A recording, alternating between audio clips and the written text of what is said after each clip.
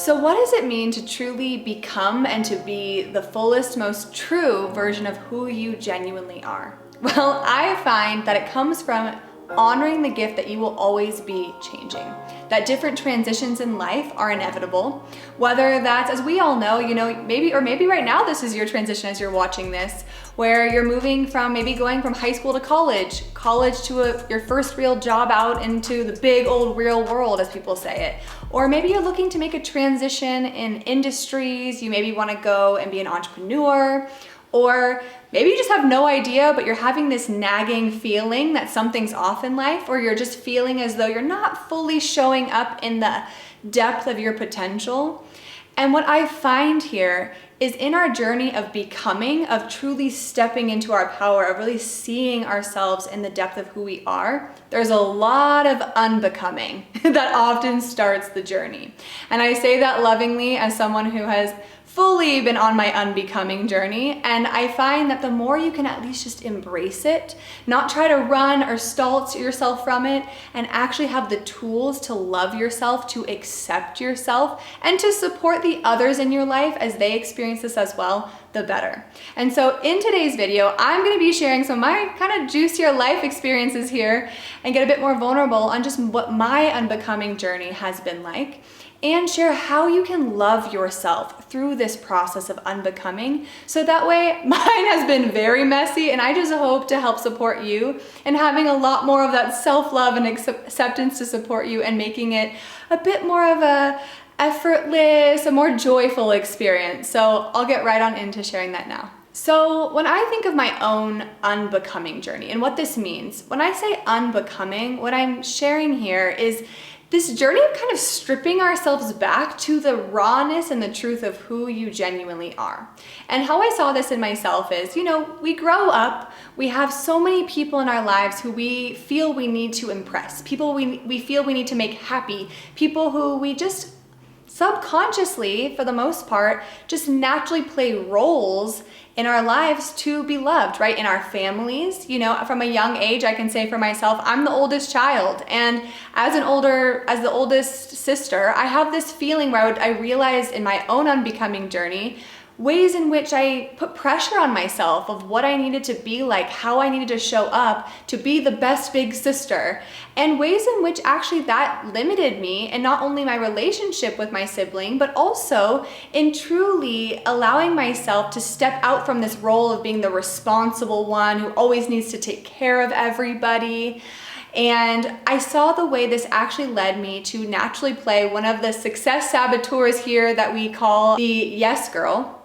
And that led me to people please a lot. That led me just on my journey to constantly feel like I needed to look back and ensure everyone was okay with me making certain decisions, instead of me really owning that this is my life, and the best way I can show up as a loving sister for my sister, the best way I can show up as a loving daughter, the best way I can show up as a loving person in every relationship in my life is by me taking radical responsibility that I am the leader and the CEO of my experience. And so I would notice in my relationships, right, I would kind of have this feeling of dissatisfaction at times. I definitely have had my fair share of emotionally unavailable relationships in my life, and that is not due to anyone else. That is because I was emotionally unavailable. And so in my unbecoming journey, what I've really seen is it was this way and this experience of starting to actually kind of question and look at parts of myself that I carried as roles because I thought that's what I was supposed to do to be successful. It's what I thought I was supposed to do to be loved. It's what I thought I was supposed to do to belong. And a specific success saboteur that I will say has also played out in my life is the cool girl. And I'll share this specifically how this played out in my career. Is what we say on the Fierce team with the cool girl is it's this role we play, the saboteur that we play, which is that you kind of get this success memo that says to be successful, especially as a woman, be that woman who, is effortless. She gets along with everyone. She's the one that can kind of hang with the boys. That was my big one. She's the one that doesn't ruffle any feathers. And, in any group dynamic you're in, never be the one who kind of goes against the grain or causes conflict, right? It made me naturally also very conflict averse. And the problem with this is as a leader, you can't be conflict adverse because you have to have such a strong understanding of what your values are for the causes that you care about, that you're not afraid to stand up and make those courageous moves, to have the courageous conversations, to stand behind your truth when maybe everyone else in the meeting room doesn't understand. And I find that where this really played out in my career was this playing of this cool girl, right? I was in the tech field, right? I was predominantly in male dominated spaces, which I'm sure, and I know I'm not the only one in that. And I'm not saying this to rag on the guys in any way, shape, or form. What I'm saying is my responsibility in this is that I was playing into this idea that to get farther up, to get to those next success levels, the best way to do it was to just make sure I was kind of almost one like the boys, right? To almost be more in my masculine energy, to try to speak almost more like them. And it wasn't intentional, right? I wasn't trying to like manipulate or try to be any way that I felt actually was in a negative capacity. It's just that this was what I thought, based on what I had been told, would be the way to be successful.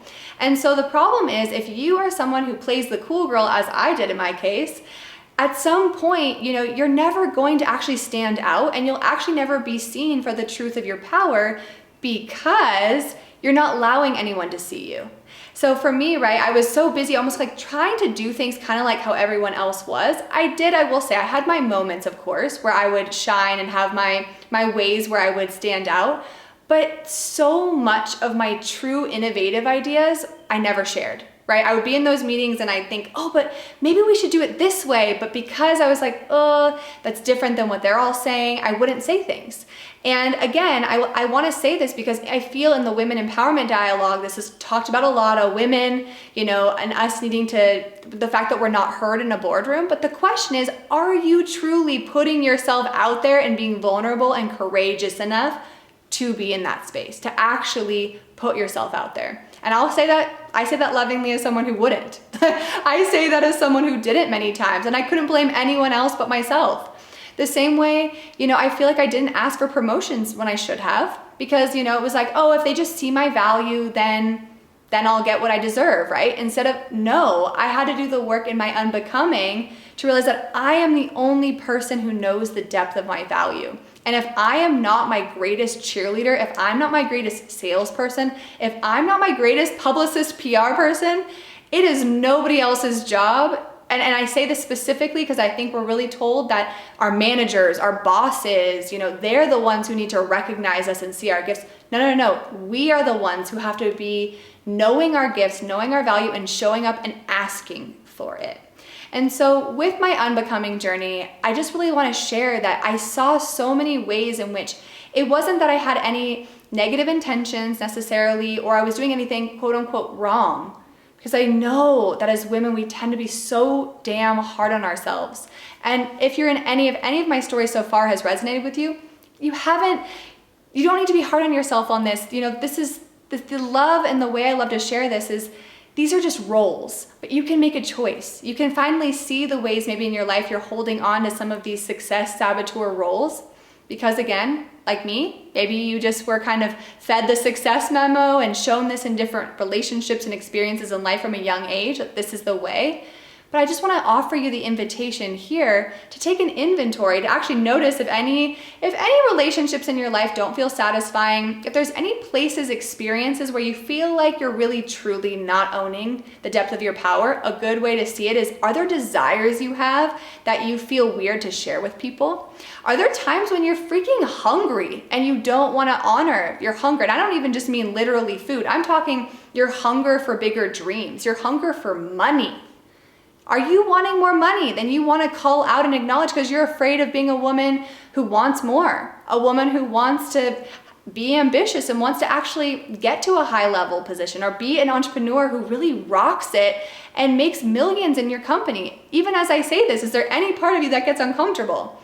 Because if so, I just want to challenge you to actually look into what that is. Because I feel if there's anything I'm saying that even creates any discomfort, that's also a signal that there's something within that needs to be explored.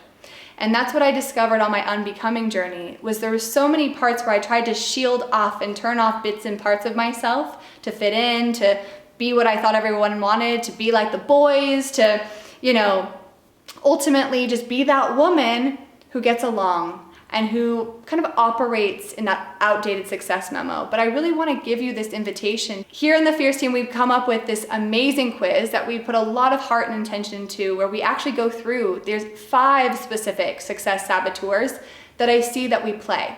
And there's 5 and we play all of them. The thing is, I think, I've never met a woman, a client who's gone through this quiz who hasn't gone, no, I know all 5 of them. There's just one at this time that's more prevalent. And what I love is by the time you finish this quiz, you can really see, oh, wow, okay, this is the role I may be playing. This is the success saboteur that I naturally am kind of being led to fall into when I'm not intentional. This is when you're in default mode, and I want you to be designing your life, not in default mode.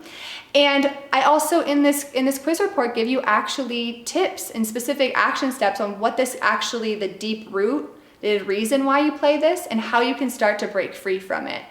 And I will say, like I said in the beginning, I just want to share this with you because frankly, I feel like I went through quite the messy journey. I moved to Bali and back. I did a lot of different healing journeys and lots of experiences that have led me to this moment where I actually have this awareness of the ways in which these success saboteurs play out. And I want to give you this gift of hopefully having a much less kind of lengthy and also a much less, you know, confusing journey. I want to give you some of the things I wished I at those times could have had. And so if you want to check this out, I highly recommend, like I said, this is what I wished I had back in those days. And so you can just check it out. It's the link in the description box below. And in terms of going through the journey, I think what's so great is you do get all of these steps, so you won't be on your own. You know, you actually have guidance there. But my biggest thing is to be loving on your unbecoming journey is just knowing and honoring that it's gonna be messy at times and you're not gonna always know who you are, but just giving yourself the space and the grace to change, to evolve, and to know that you're not here in this life to be a linear person. You're not here to be, maybe you had an identity for most of your life that you start to realize just doesn't align with you. You're like, actually, I don't believe this anymore. And I just want to give you that invitation to embrace the messiness, knowing that there's actually nothing wrong in that it's actually a very beautiful gift. And on the other side of messiness is where I have found are often where the greatest gifts and jewels lie. And so who I am today is because I've been through so much of the messiness within myself. I've sat with myself in those moments, but it always came down to me knowing that I had to love myself through it. I had to accept myself through it. And that little inner judge and that little inner critic, I had to just lovingly say, now is not your time. And so I just would love to know if you could share with me in the comments below, what is something that supports you in loving yourself on your unbecoming journey? And I love deep, meaningful conversations. I love connecting with the fierce women in this community. So I would love for you to check me out on Instagram or share with me here in the comments, or just find any other ways to connect. And especially after you take the Success Saboteur quiz, I want to know what your Success Saboteur is. And I may even give you a little tidbit on a little extra piece of advice on how you can work with her. So I hope you have a fierce day and feel empowered to take action, because you, my friend, matter.